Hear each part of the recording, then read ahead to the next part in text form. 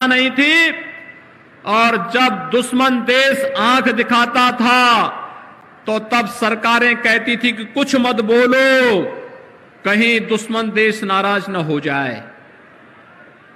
लेकिन नया भारत दुश्मन देश अगर आंख दिखाता है तो उसकी आंख को हथेली पर रखने का काम भी करता है। ये नया भारत है, जिस नए भारत में गांव के लिए, गरीब के लिए, किसान के लिए, नौजवान के लिए, महिलाओं के लिए, समाज के प्रत्येक तबके के लिए शासन की योजनाओं को पूरी ईमानदारी के साथ लागू करने का कार्य हो रहा है। यानी नए भारत का नया उत्तर प्रदेश आज आपके सामने है। ये नए भारत के इस नए उत्तर प्रदेश के साथ आप सबका आह्वान करने के लिए मैं आपके बीच आया हूं। भाइयों बहनों, 2017 के पहले उत्तर प्रदेश में क्या होता था? 2017 के पहले उत्तर प्रदेश में 2017 के पहले उत्तर प्रदेश में कोई पर्व और त्योहार शांतिपूर्ण तरीके से आप नहीं मना सकते थे। पर्व और त्योहार आते थे, दंगे शुरू हो जाते थे, शासन प्रशासन के फरमान जारी हो जाते थे। होली 12 बजे के बाद नहीं खेलोगे, दीपावली रात्रि को 9 बजे के बाद आतिशबाजी नहीं करोगे, सावन के महीने में कावड़ यात्रा नहीं निकालोगे। यही तो होता था। जन्माष्टमी के अवसर पर कहा जाता था कि जन्माष्टमी के अवसर पर थानों में, जेलों में जन्माष्टमी का उत्सव नहीं होगा। और अयोध्या जाने में तो लोग ऐसे घबराते थे जैसे कि अयोध्या जाने से न जाने क्या हो जाएगा।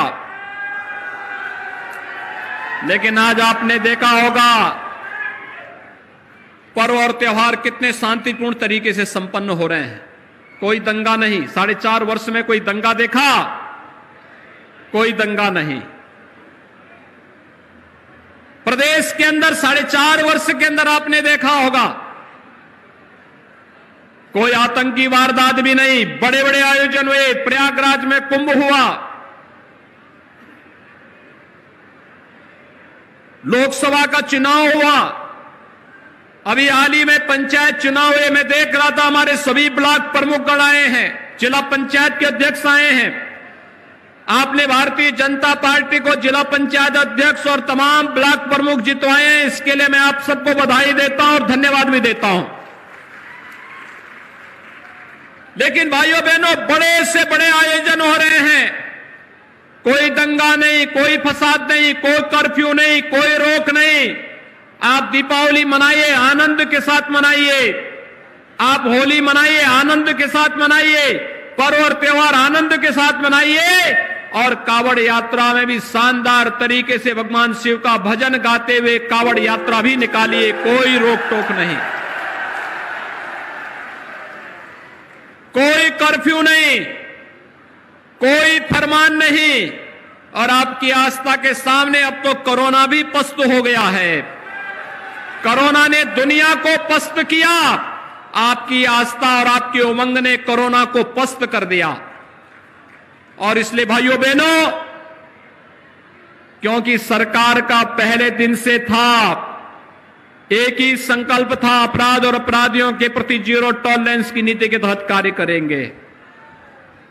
हमने अपराध और अपराधियों के बारे में कोई किसी भी प्रकार की रियायत नहीं दी और दंगाइयों को संदेश दिया, दंगा करोगे 7 पीढ़ियां भरते भरते भरपाई करते करते थक जाएंगी, कभी पूरा नहीं कर पाओगे, इसलिए दंगा करना भूल जाओ।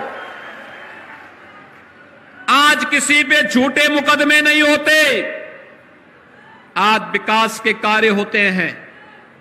यही अंतर है। समाजवादी पार्टी की सरकार 12 में आई थी, आते ही दंगे हुए थे। कोसी कला का दंगा, बरेली का दंगा, लखनऊ का दंगा, कानपुर का दंगा, मुजफ्फरनगर का दंगा, हर तीसरे दिन एक नया दंगा। सरकार आई थी, समाजवादी पार्टी की थी, उसने पहला काम किया था श्री राम जन्मभूमि पर आतंकी हमला करने वाले आतंकवादियों को, मुकदमों को वापस लिया था।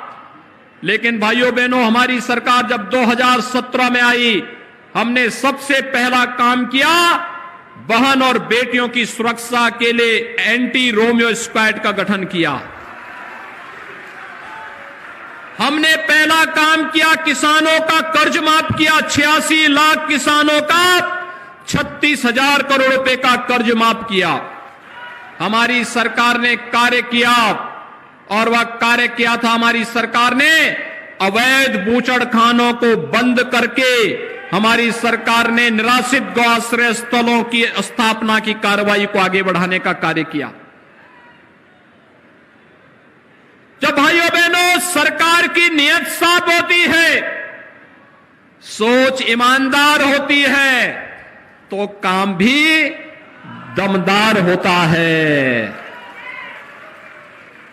यानी नीयत साफ होती है, सोच ईमानदार होती है, तो काम भी दमदार होता है। और ये दमदार कार्य आज प्रदेश के अंदर आपको दिखाई दे रहा होगा। जहां पर भारतीय जनता पार्टी के विधायक हैं, वे मेहनत करके नई नई योजनाओं को लेकर के आ जाते हैं।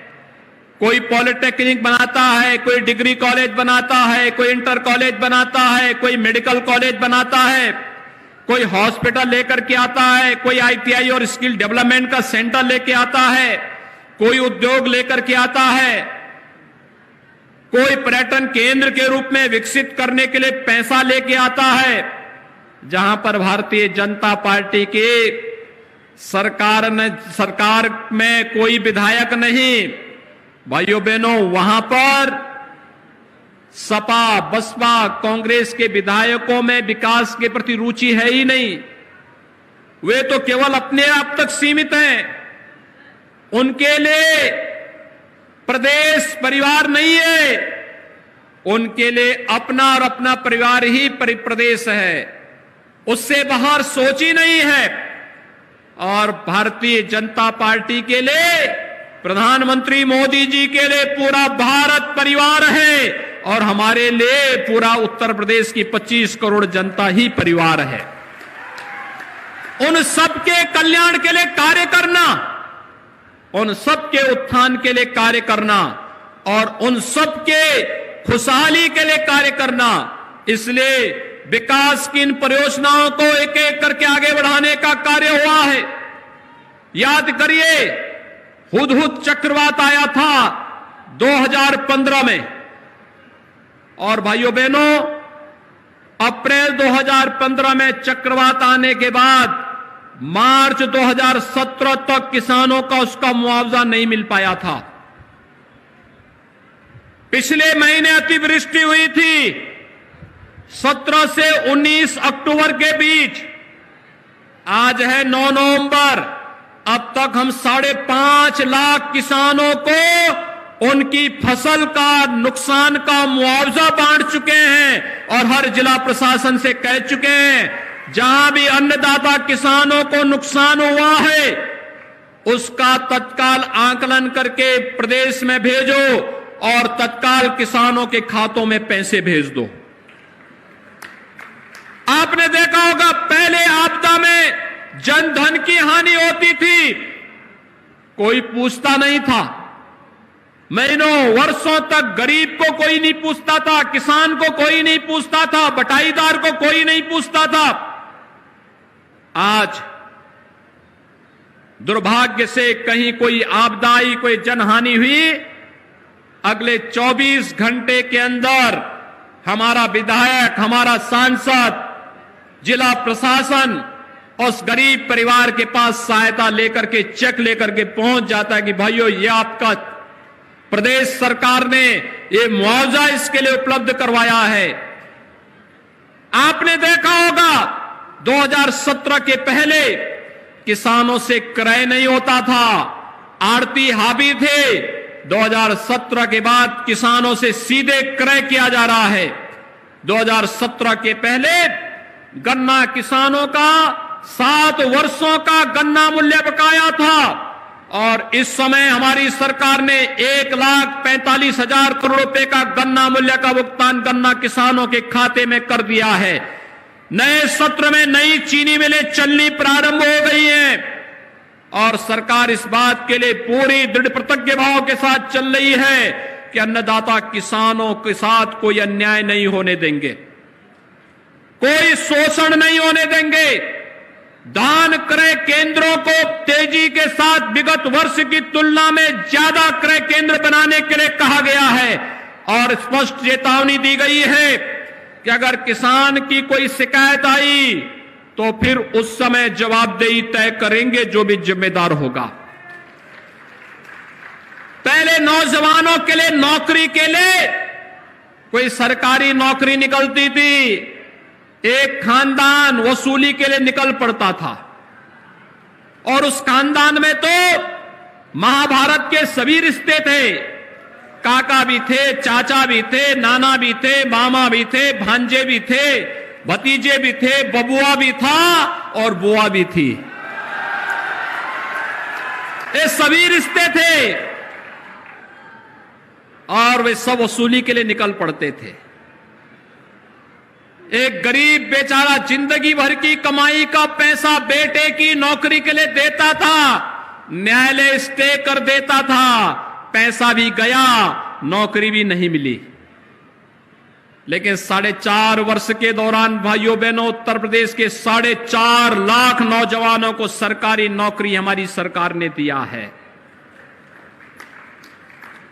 आप अपने अगल बगल देख रहे होंगे जितनी महिला आरक्षी भर्ती है ना, ये सभी 2017 के बाद ज्यादातर भर्ती हुई है और ये तब भर्ती हुई है जब हम लोगों ने कहा कि कम से कम 20% महिलाएं और बालिकाएं भर्ती होनी चाहिए जो कम से कम मजनुओं को ठीक तो कर सकेंगी। और आज आप देख रहे होंगे मिशन शक्ति के फेज 3 में इनके द्वारा बेहतरीन कार्य किया जा रहा है।